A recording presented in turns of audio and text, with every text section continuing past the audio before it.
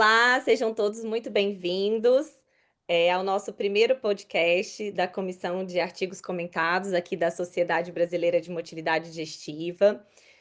Para quem não sabe, a Comissão de Artigos Científicos, ela tem o intuito de discutir assuntos de artigos mesmo que tenham temas da nossa prática clínica e que possam nos ajudar no tratamento e no diagnóstico dos nossos pacientes.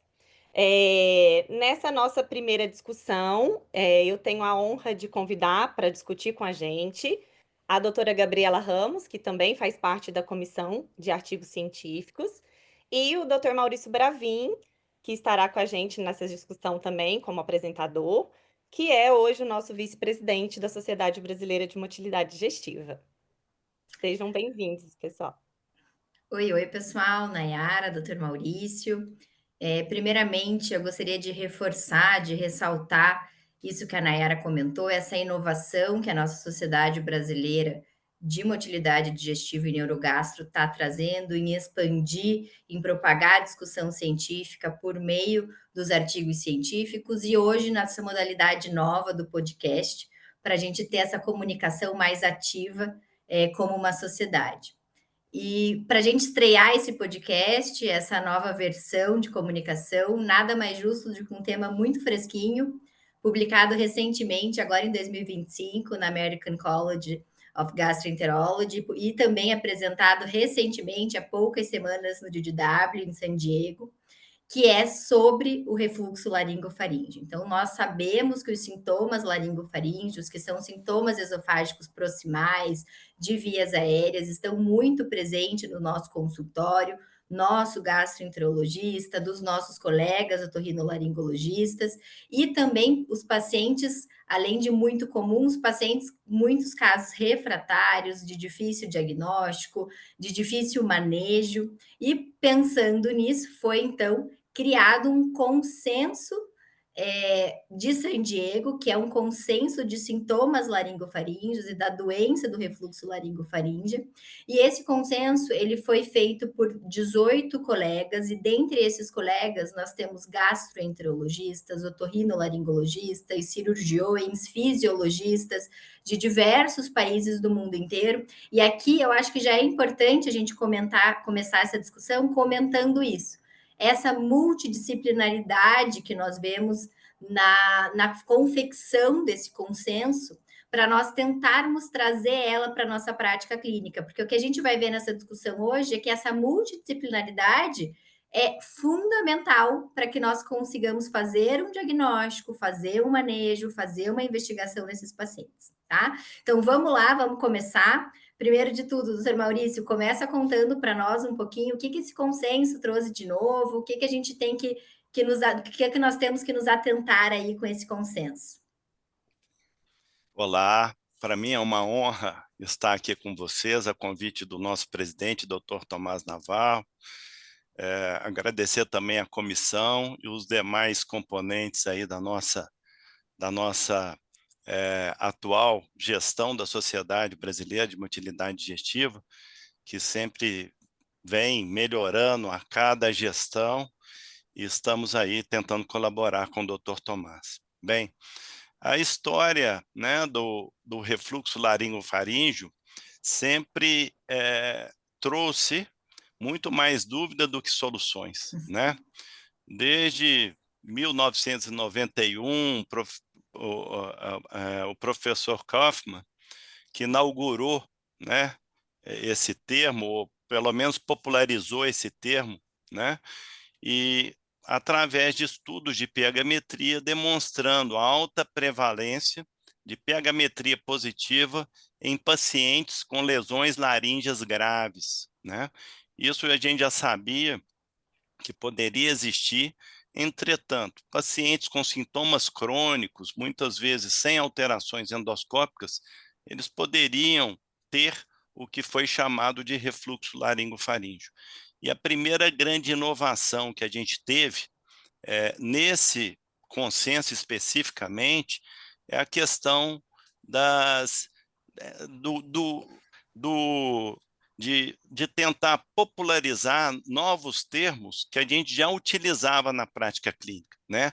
Ao invés de chamar de refluxo laringofaríngeo, aqueles pacientes que têm sintomas laringofaríngeos, supostamente com doença do refluxo, agora a gente já tem pacientes que a gente rotula eles como portadores de sintomas laringofaríngeos, daqueles portadores da doença do refluxo laringofaríngeo, quando a gente comprova a presença do refluxo, pelo menos, né, a nível esofágico, né, como compondo, né, a fisiopatologia, né, dessa entidade, né, determinando esses sintomas crônicos desses pacientes. É bem interessante o artigo nesse aspecto. Sim, perfeito, Maurício. E aí, assim, aproveitando um pouco que você falou a respeito disso, né, desses novos conceitos, né, que o consenso trouxe para a gente, e falando um pouco mais de sintomas, né, então, dentro desses conceitos, o que no artigo ele traz exatamente, mais especificamente, como realmente sendo sintoma do refluxo laringofaríngeo? O que ele fala a respeito disso? Esse artigo, pela primeira vez, eu vi de uma forma assim, objetiva, nos obrigar a determinar um tempo mínimo, uma frequência mínima de sintomas, como a gente vê no Roma. Então, o paciente com sintoma laringofaríngeo ou sintomas laríngeos, ele precisa ter pelo menos 8 semanas de sintomas, presentes pelo menos 2 vezes por semana, né? Quais foram esses sintomas onde houve concordância entre os 18 participantes? A tosse, rouquidão, pigarro, a presença de muco espesso, né, e dor na garganta, né? E uma inovação, pela primeira vez, a sensação de globos, ela foi retirada, não houve consenso em relação à sensação de globos. Um parênteses, a gente sabe que existem duas coisas diferentes: globos, doença funcional gastrointestinal, e a sensação de globos, sintoma, né? Então, a sensação de globos foi excluído nesse consenso entre o grupo de sintomas laringofaríngeos. Legal. E eu acho que o que é mais legal da gente tentar, que esse consenso quis tentar mostrar para nós em relação a esses conceitos, é que aí fica aquela pergunta: será que todo paciente que tem sintoma laringofaríngeo, como a gente vê às vezes na prática, é o paciente que eu já tenho um diagnóstico de doença do refluxo? Então aí vem aquela pergunta que é importante da gente diferenciar. Eu ter a doença do refluxo gastroesofágico é diferente hoje com o novo conceito de doença do refluxo laringofaríngeo, né? O que o senhor me diz, doutor Maurício? Aí é o pontapé inicial, né, da abordagem desse paciente, que muitas vezes ele ficava circulando, né, entre vários colegas de diferentes especialidades, né, tomando diferentes tipos de antissecretores, né? Então, o que o artigo trouxe hoje elucidando? Entre os pacientes com sintomas laringofaríngeos nessa frequência, né, e nesse tempo, apenas em torno de 35% desses pacientes se consegue uma conclusão que ele tem também doença do refluxo gastroesofágico, tá? A, a determinação da causalidade ainda é difícil.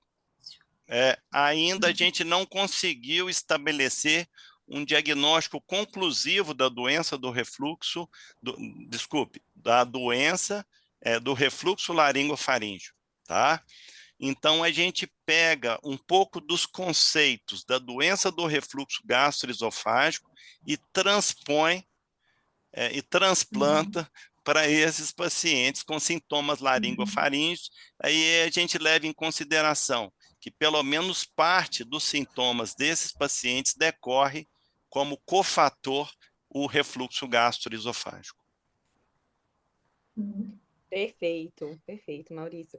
E assim, falando então dessas, né, desses novos conceitos, dessas diferenças, O que a gente tinha, né, já pré-definido, e aí eu gostaria de saber de você em relação a esse novo consenso, se a gente já tem, então, né, esse conceito estabelecido desses sintomas específicos que poderiam nos dizer sobre a doença do refluxo laringofaríngeo, se a gente tem esse sintoma, se o paciente tem esse sintoma relatado para a gente já está apto e a gente pode já iniciar o tratamento com esse quadro clínico, né? Eu quero dizer, a gente já estaria apto a tratar com esse quadro clínico, ou a gente teria que ter algum outro método diagnóstico para nos dar a certeza, né, da doença do refluxo laringofaríngeo para iniciar o tratamento, Maurício? Doutora Nayara, dentro do artigo, né, fica claro a importância da videolaringoscopia, tá? Para qualquer tipo de paciente com sintomas laringofaríngeos nessa frequência. A gente sabe que a chance, né, de neoplasia é baixo, porque esses sintomas são muito comuns. Só para se ter uma ideia, pelo menos 10% das queixas em consultórios, tanto de otorrino quanto de gastroenterologistas, são decorrentes de sintomas laringofaríngeos, né? Entretanto, é importante, 2 meses de sintoma exige uma videolaringoscopia e, no meu ponto de vista, uma avaliação de um bom otorrinolaringologista, tá? Então, numa abordagem inicial, está indicado a videolaringoscopia para todos os pacientes, independente da presença de sintomas típicos da doença do refluxo ou não, tá?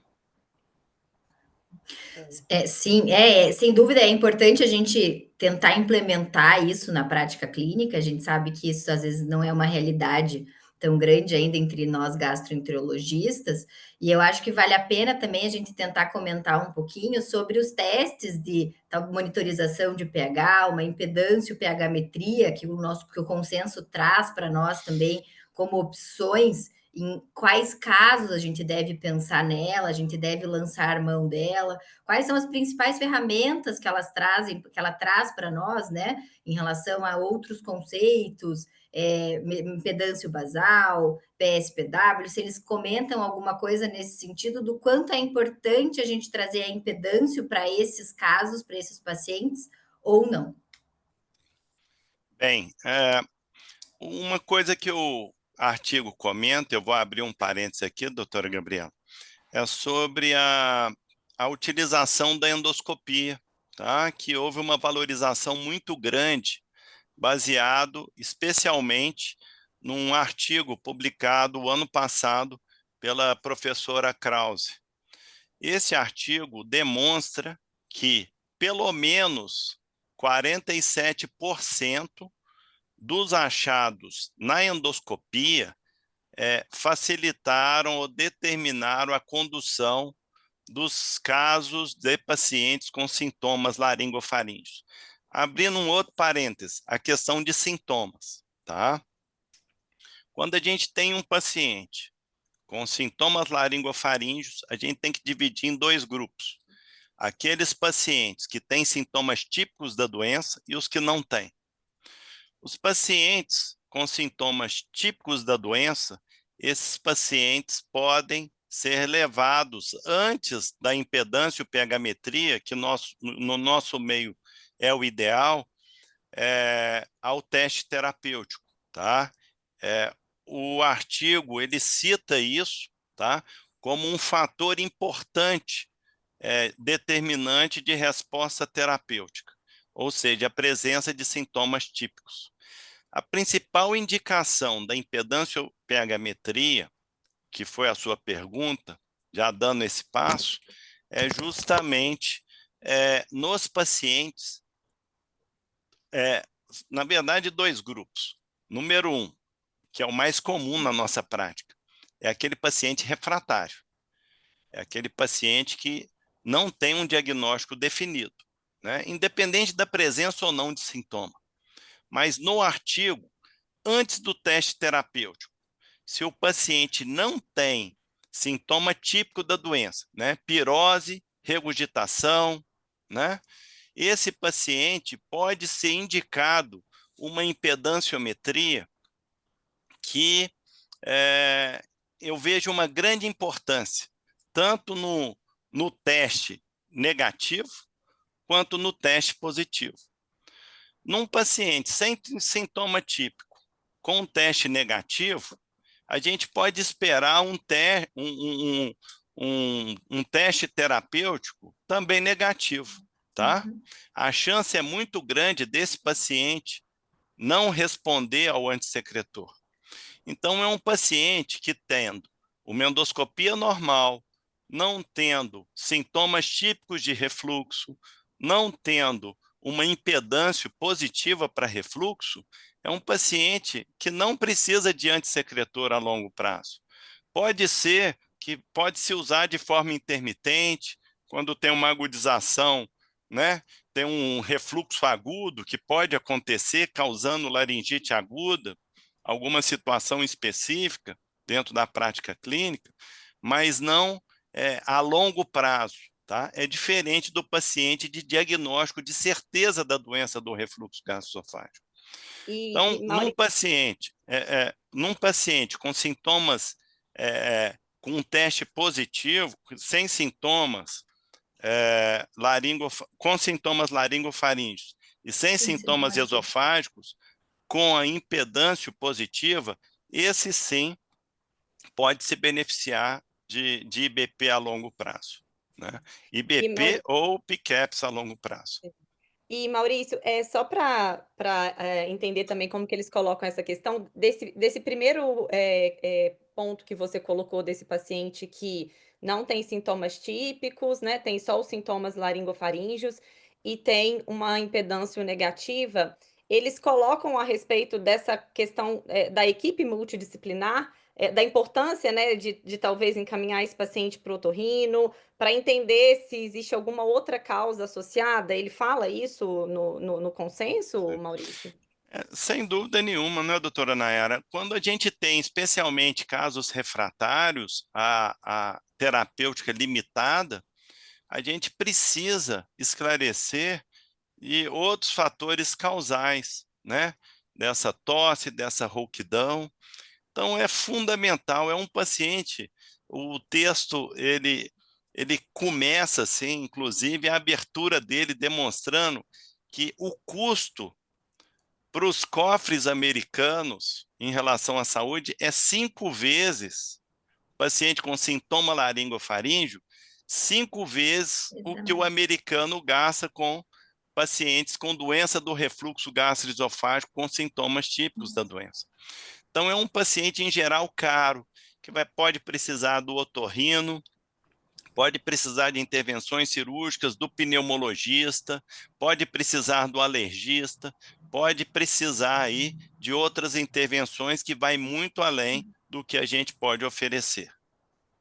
E eu acho que o que é interessante de que o consenso traz também com esses novos conceitos é que, como o senhor disse, né? Então, claro que tem um impacto muito grande na qualidade de vida desse paciente, porque é um paciente que ele tem o sintoma, e na questão do impacto financeiro também, né? Então, é todo um custo emocional, um custo financeiro, e que a gente sabe que com esse consenso, como o senhor disse, se tem sintomas típicos associados, talvez esse paciente possa se beneficiar de um teste terapêutico, mas se não tem, a gente também tem ferramentas que podem predizer a resposta desse paciente a um tratamento, ao invés de a gente ficar expondo esse paciente a um tratamento que a chance dele melhorar é baixa. Então, é um custo que talvez, assim, eu tenho o custo do exame, mas o custo que a gente tem de um tratamento prolongado, sem resposta, e esse paciente, às vezes, até mudando de profissional em busca de um auxílio, e esse consenso nos direciona, nos dá subsídio científico para a gente confiar nessa conduta também e solicitar um exame quando indicado, ou um remédio quando também podendo ser prescrito para o paciente, né? Uma coisa que eu gostaria de comentar, até complementando a sua pergunta anterior, doutora, é obviamente que baseado em opinião de especialista, né? os critérios de Lyon para a doença do refluxo gastroesofágico se aplicam à doença do refluxo laringofaríngeo. Entretanto, uma inovação foi um posicionamento desse grupo, levando em consideração que 10 refluxos proximais, de certa maneira, prediz uma resposta ao tratamento, o tratamento antissecretor, né? Eu achei interessante isso, porque a gente sabe que existe vários padrões de normalidade no refluxo proximal, mas isso aí foi utilizando, inclusive, um catéter especial que ocupa a região da hipofaringe. Entretanto, não sei se existiria tanta diferença, especialmente na nossa população, que ela tem uma média aí, ela é menor do que a população europeia, do que a população americana. Se o nosso catéter com 17 centímetros não faria tranquilamente o papel desse catéter especial de hipofaringe que eles têm lá. Então, na minha prática, eu já tenho utilizado, sinalizando para o colega que pediu o exame, o otorrino ou o gastro, que quando tem mais de 10 episódios de refluxos proximais, segundo o consenso de San Diego, prediz resposta ao tratamento antirrefluxo. Isso aí é bem interessante. Lembrando que é baseado em opinião do grupo, né? Ok? Porque tem grupos que aceitam que um episódio proximal seria refluxo laringofaríngeo, não doença, presença de refluxo. O consenso são 10, ok? Show. Perfeito, mostrando ainda mais aí a importância realmente, né, do exame da pH impedância, predizendo aí na resposta ao tratamento do paciente, Isso. né? Inclusive, desculpa, Não, pode falar. a impedância também tem certo valor, alguns trabalhos demonstrando que a impedância basal baixa proximal, ela tem uma correlação à resposta antissecretora também, tá? Show. Perfeito. E aproveitando, então, Maurício, que a gente está falando aí do método diagnóstico que nos ajuda, né, nesse diagnóstico mais detalhado e predizendo resposta ao tratamento, então vamos falar agora, acho que vale a pena a gente falar um pouco sobre tratamento, né? Especificamente do tratamento, se teve alguma mudança, né, alguma novidade aí no tratamento da doença do refluxo laringofaríngeo. É uma coisa que é importante, quando se usa IBP, a dose tem que ser dividida, né? Manhã e noite, não podemos esquecer disso. Vale algumas exceções que não são citadas, mas a gente sabe que existe tecnologia de IBPs específicos aqui no Brasil que dá essa oportunidade da cobertura tardia também da potência antissecretora do IBP, né? Uma coisa interessante, eles citam o vonoprazan como opção, entretanto, não há na literatura, até esse momento, qualquer estudo que determine uma resposta maior, né, dos PCAPs em relação à dose plena dobrada do IBP. Não tem nada comprovando isto ainda, né? Vamos ver com os novos IBPs e, de repente, experimentar alguma outra posologia ou uma dose maior. Eu não sei como é que vai evoluir isso aí, né? Em relação a tempo de tratamento, né? Tem a dose dobrada em relação ao tempo de tratamento. Isso. Outra coisa que é bem interessante fincaram o pé em 3 meses de tratamento para uma nova reavaliação, se o tratamento antissecretor realmente é efetivo, foi efetivo ou não. Então, se optou pelo tratamento, esse tratamento tem que ser 2 doses ao dia, pelo menos 3 meses para avaliar a resposta terapêutica ou não. Show. E eu acho que, com certeza, isso vem muito de encontro ao que a gente, eu acho que já pensava, e eu agora com mais subsídio, né, para pelo menos determinar essas 12 semanas, essa dose dobrada, mas a gente acaba vendo que nem sempre o paciente responde, a gente tem a refratariedade, já conversamos um pouco sobre alguns indícios de fatores que podem nos predizer essa resposta, mas acho que ainda falando, tentando utilizar esse gancho aí do tratamento e dessa possível refratariedade, o consenso trouxe algumas coisas novas para nós em relação a diagnósticos diferenciais. E esses diagnósticos diferenciais, agora mais ainda no nosso mundo da neurogastroenterologia, a gente tem que pensar neles, devem vir à nossa mente, para isso a gente tem que conhecer eles, né? Então, hiperresponsividade laríngea, então esses comportamentos que o paciente pode desencadear na laringe, né, de ficar limpando, de um pigarro, de uma tosse, uma hipervigilância, então aquele paciente atento, com aquele medo, aquela percepção de ter a ansiedade de vir até aquele sintoma. Então, doutor Maurício, comenta um pouquinho para nós o que o consenso traz dessa hiperresponsividade, dessa hipervigilância, como que isso muda o tratamento. Esse é o paciente que talvez o IBP, a gente fica lá patinando no IBP e não chega em lugar nenhum. Então, me conta um pouco o que o consenso trouxe disso para nós. Não há dúvida, né, que existe uma relação direta entre problemas emocionais e perpetuação de qualquer tipo de sintoma crônico, né, independente de qual seja esse sintoma, né? A gente sabe isso para fibromialgia, para enxaqueca, para o intestino irritável, né? E para os sintomas laringofaríngeos, nada é diferente disso, né? Então, a gente sabe na literatura que pacientes com transtorno de ansiedade generalizado têm uma possibilidade de ter doença do refluxo ou doença do refluxo laringofaríngeo 10 vezes maior do que o paciente que não tem essa enfermidade. E aí, pela primeira vez, eu vi esse termo, né? Hiperresposta ou hiperresponsividade. Eu, sinceramente, eu não sei como vai ser cunhado esse termo em português. O nosso ex-presidente falou no DDW em hiperresposta. Talvez hiperresponsividade, com todo respeito a ele, possa ser um termo mais palatável assim em português. Então, qual que é a diferença, né? Hiperresponsividade, a gente entende.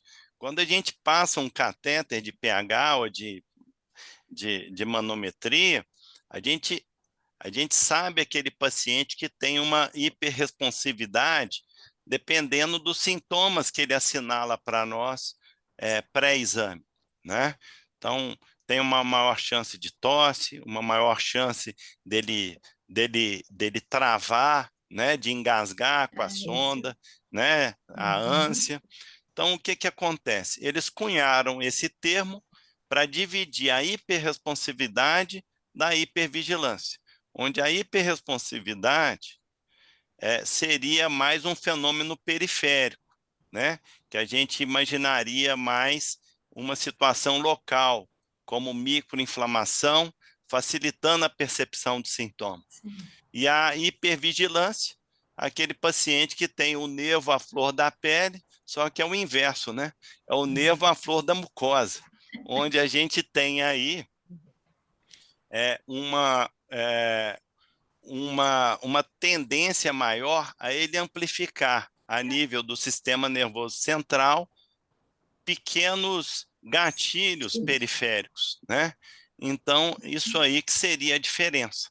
Mas isso aí a gente sempre tem que pensar nessa possibilidade nos pacientes refratários, obviamente, né? A gente não vai sair aí também tendo que neuromodular todos esses pacientes, né? Mas é algo que tem que ter em mente, especialmente o paciente com tosse crônica. Esse paciente talvez seja o que mais se beneficia com a neuromodulação, já comprovado aí em várias meta-análises, né? Inclusive terapias comportamentais, o consenso traz também, né? Mas para tentar fazer parte da terapêutica. Claro que, como o senhor comentou, não é nossa primeira opção, mas a gente também consegue ter uma pequena percepção de talvez quem é esse paciente hiperresponsivo, né? Eu acho que isso deve fazer parte da nossa prática clínica com esses pacientes. Sim, Mas perfeito. uma coisa importante, doutora Gabriela, você falou aí da questão comportamental e tal. É lógico que transtornos leves de ansiedade, a gente vai tratar com atividade física, a gente vai tratar com meditação, né? Ou dependendo do perfil do paciente, né? Até com espiritualidade, né? Entretanto, uma coisa que é bem interessante no artigo é frisar a importância do fonoterapeuta na terapia de recalibração laríngea, né? Que independente da presença ou não de doença do refluxo, né, como causa, ou coexistindo, né, comprovadamente ou não, tem mais de 80% de resposta à terapia, como se fosse um biofeedback mesmo da laringe, dando mais conforto para esses pacientes, né? E a gente sabe que são pacientes que têm não uma alteração, uma hipertonia do esfíncter superior. Esses pacientes têm uma abertura inapropriada desse esfíncter. É como se o paciente fosse uma pessoa travada, literalmente, né? E o tratamento, né, disso aí pode passar tanto pela fonoterapia, e aqui em Belo Horizonte a gente tem uma experiência muito grande, justamente porque nesse último ano a gente viu isso na literatura, e a gabapentina e a pregabalina também podem fazer esse, né? Então, esse papel, e a gente sabe que é mais barato tomar remédio do que fonoterapia. Mas eu sou da turma da fonoterapia. Eu acho que tudo que você puder fazer com o mínimo de medicação possível e mais comportamento, eu acho que é melhor. Perfeito, Maurício, muito bom. Acho que é sempre importante lembrar, né, essas questões, que às vezes a gente fica só focado no medicamento, né, e a gente tem visto muito isso nos novos consensos, nos novos artigos, né? E assim, acho que para a gente finalizar, então, uma última pergunta aqui, Maurício, né, uma última discussão aqui do que a gente está conversando, que é em relação, a gente já falou um pouco do tratamento clínico, em relação ao tratamento cirúrgico, né? Se o consenso fala a respeito de indicação mesmo de tratamento cirúrgico para esses pacientes, quando a gente realmente faz o diagnóstico, né? Quando o diagnóstico está ali definido e esclarecido, se há espaço para esse tratamento mais invasivo, que seria o tratamento cirúrgico, porque a gente sempre fica com aquela preocupação, né? Será que o paciente vai melhorar? Se ele tem um tratamento mais invasivo, vai para uma fundoplicatura e continua tossindo e continua rouco, né? Então a gente sempre tem essa preocupação. Então eu queria saber um pouco sobre isso, se o consenso traz um pouco sobre isso para a gente. Sim. Não há dúvida que existe um subgrupo de pacientes que podem se beneficiar com uma intervenção cirúrgica, né, por laparoscopia, robótica ou não, ou por endoscopia, né? Entretanto, é um paciente que é difícil da gente determinar a resposta da fundoplicatura a médio e longo prazo, né? Porque, como eu disse, determinar a causalidade beira o impossível, né? Então, a gente tendo, assim, um perfil de paciente jovem, com sintomas esofágicos que respondem ao antissecretor, que tem sintomas laríngeos, supostamente decorrentes da doença do refluxo gastroesofágico, que tem uma resposta pelo menos parcial ao antissecretor. Esse paciente, presença de hérnia de hiato, isso aí é importante, gente. Parece que a hérnia de hiato a presença da hérnia de hiato, tanto na endoscopia quanto na manometria, porque às vezes não coincide, elas têm, é um fator importante, determinante da presença desses sintomas. Aumenta a possibilidade desses sintomas serem decorrentes do refluxo propriamente dito, né? E aí o que acontece? Sabendo que tendo esse perfil, né, o paciente se dispõe a ser submetido, não teria problema absolutamente nenhum, tá? Agora, indicar cirurgia em pacientes sem sintomas esofágicos, especialmente, né, de mais idade, sem uma perspectiva de vida de longo prazo, eu já acho mais complicado.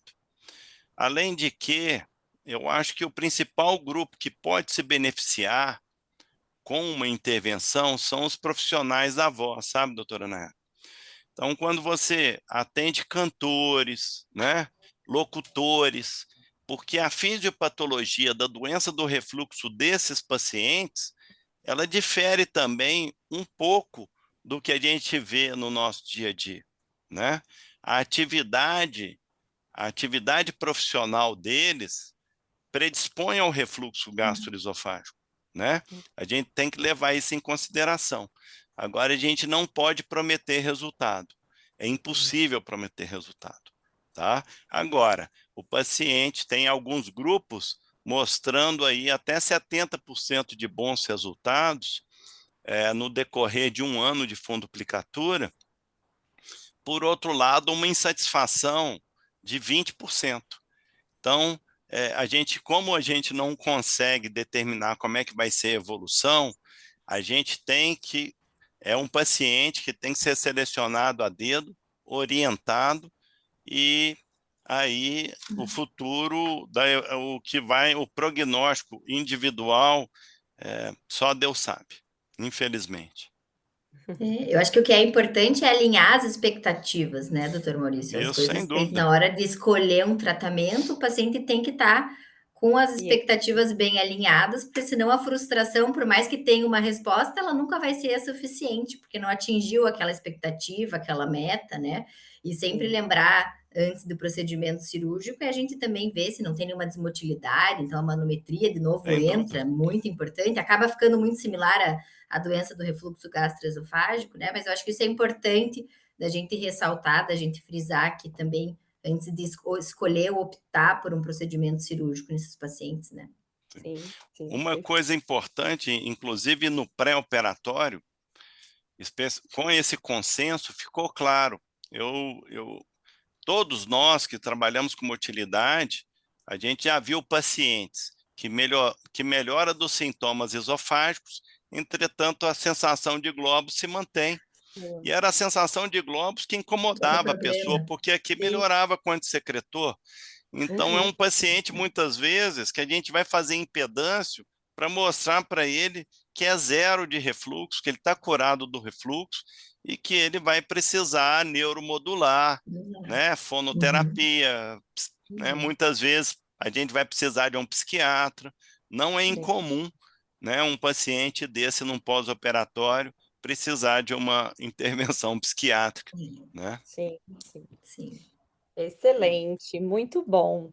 Eh, acho que, assim, a nossa discussão foi muito enriquecedora, a gente poderia ficar aqui mais um dia inteiro, né, falando de doença do refluxo laringofaríngeo, mas foi excelente a gente entender um pouco sobre esses novos conceitos, né, o que manteve-se, o que tem de novo e como a gente continuar aí de uma forma mais clara e adequada manejando esses pacientes para tratar da melhor forma, né.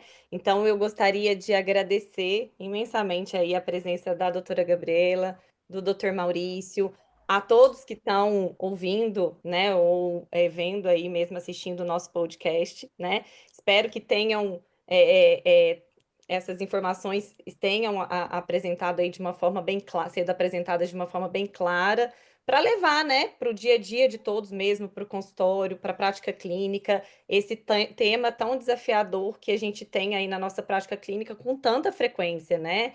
Os pacientes chegam realmente a todo dia, a todo momento no nosso consultório, e a gente precisa olhar para esse paciente com mais calma, mais tranquilidade, com esse olhar multidisciplinar, né? Ter a ciência de tudo isso que a gente conversou aqui, para que a gente possa tratar realmente da forma mais adequada e poder manejá-los e tratá-los, né, de uma forma mais adequada e que eles tenham um resultado, né? Porque eles vêm justamente querendo isso, né? Parar de tossir, parar de ter a rouquidão e que a gente possa, né, levar aí o melhor conforto para os pacientes, tá? Obrigada, pessoal. E eu queria aproveitar também, né, para já convidar todos para o nosso próximo podcast que a gente está organizando aí no próximo mês. A gente vai gravar um novo podcast com um novo tema também da nossa prática clínica. Vocês queriam falar alguma coisa, Show. pessoal? Deixar alguma mensagem? Eu vou deixar o encerramento, a chave de ouro com o Dr. Maurício, então vou ser breve aqui, mas eu quero aproveitar novamente para ressaltar, né? Eu acho que essa nova forma de comunicação que nós, a Sociedade de Motilidade, estamos tentando trazer, justamente para aqui não ser algo só nossa opinião, a gente está discutindo artigos científicos, ciência, o quanto isso pode ser aplicável e deve ser aplicável na nossa prática. E eu acho que o que esse consenso trouxe para nós, em um tema tão desafiador e tão antigo também na nossa prática, digamos assim, é tentar nos mostrar exatamente passos de dar-nos mais confiança. Será que eu faço um tratamento empírico? O que um exame pode me predizer em resposta clínica, cirúrgica? A própria neuromodulação, que nós sabemos da neurogastro, quanto às vezes isso é difícil de ser abordado em consultório, não tanto por nós, mas pelo paciente. A aceitação do paciente é uma outra aula, eu acho que é um outro podcast isso, a gente tem essas ferramentas. Então, eu acho que o consenso veio para tentar nos guiar e nos dar mais confiança na hora de abordar, na hora de diagnosticar, na hora de tratar esse paciente. Então, acho que foi uma conversa bem enriquecedora, espero que tenham gostado. E, assim como a Nayara comentou, deixo o convite aí para os próximos que virão. Doutor Maurício, para o senhor encerrar aí a nossa conversa. Agradecer mais uma vez, né, a sociedade que está fazendo está atuando de forma inovadora, né, modernizando essa aproximação com a população. Eu acho que é muito importante, né? E uma coisa, lembrando para vocês, assim, que 60% dos pacientes com sintomas laringofaríngeos não têm doença do refluxo, né? Esses pacientes não vão responder ao IBP e precisam de neuromodulação quando não tem nada que o otorrino possa explicar. Gabapentina, pregabalina e tricíclico são os principais, mas eu gosto de esclarecer isso. Neuromodulação muitas vezes passa por tratar a emoção do paciente, ok? Então, um paciente com sintomas depressivos, ansiosos, moderados a grave, não é neuromodulação. Ele precisa do psiquiatra. Quando você trata a emoção, você consegue controlar a fibromialgia, a enxaqueca, o intestino irritável, os sintomas laringofaríngeos, né? Então, a gente precisa realmente entender isso, né? E tratar melhor o nosso paciente. E ao contrário do que acontecia pré-pandemia, os pacientes hoje estão mais abertos à neuromodulação. Eu acho que é um tabu. A gente envelhece, a gente precisa, né? A gente neuromodula toda semana aí com um vinhozinho, com os amigos. E por que não há pessoas que precisam de um comprimidinho? E não tem pecado nenhum, né? Então é esse o recado que eu queria deixar ao final, tá bom?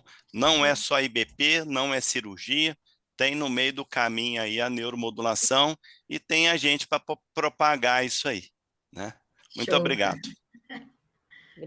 pessoal. Obrigada.